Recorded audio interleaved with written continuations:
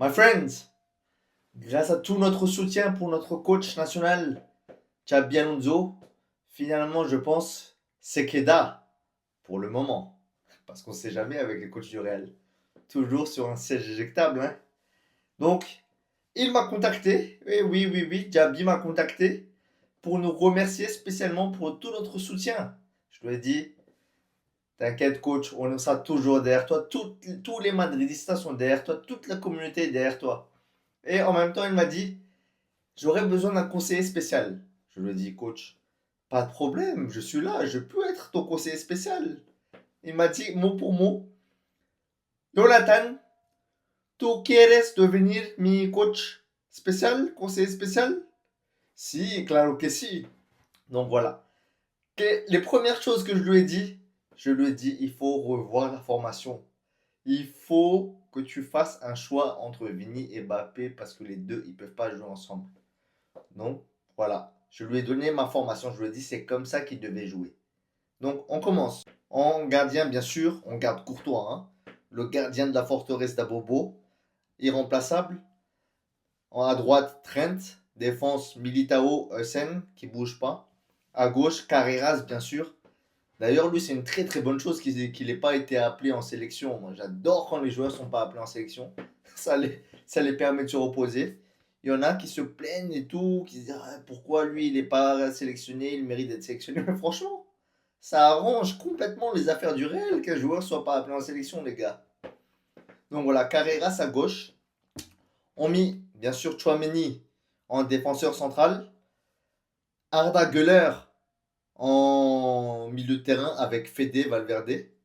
Ensuite, c'est là la grosse différence, l'innovation majeure que je tenais à porter à Xabi. On met Mbappé à gauche. Il revient à son poste de prédilection, là où il peut exprimer tout son talent, sa vitesse. Mbappé à gauche. Jude en attaque. Jude en pointe. D'ailleurs, je ne sais pas si c'est vrai, si il a vraiment, lui et son père, demandé à Xabi à jouer en pointe. Mais au fond, je le comprends. Franchement, je trouve que toutes ses qualités, c'est en pointe qu'il devrait jouer, les gars, Jude.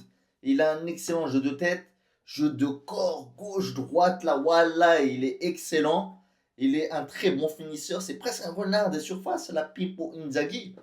Pour moi, Jude, il devrait jouer avant-centre ou même au moins faux numéro 9, mais le plus proche possible des buts.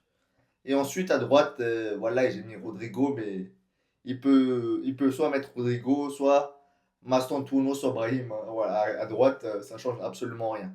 Mais la grande nouveauté que je te dis qu'il fallait que tu fasses, tu mets Jude avant-centre et Mbappé à gauche. Et ça, c'est en phase offensive. En phase défensive, bien sûr, on sait, voilà, Mbappé, là, il va pas défendre, il va pas beaucoup courir, hein, il va pas se faire des replis. Ça va se transformer en 4-4-2 à plat. Donc, on va garder Mbappé à gauche, Mbappé en pointe, Jude en pointe, Güler à gauche, Chouameni Fede très solide. Les deux là au milieu de terrain très solide en défense. Et après à droite, Rodrigo. Donc c'est un peu un mix. Je ne sais pas si vous vous rappelez de l'équipe qu'on avait en 2014 sous Ancelotti. Avec le milieu Modric, Di Maria, Xabi Alonso déjà à l'époque. Qui se transformait en 4-4-2 à plat aussi. C'est un peu sur ce modèle-là, je le dis, Xabi. Il faut que tu te rappelle-toi en 2014 quand vous avez tout gagné sous Ancelotti. C'est comme ça qu'il faut jouer. 4-3-3 hybride en 4-4-2. Et il m'a dit, voilà, conseiller spécial, tú eres el mejor. Jonathan,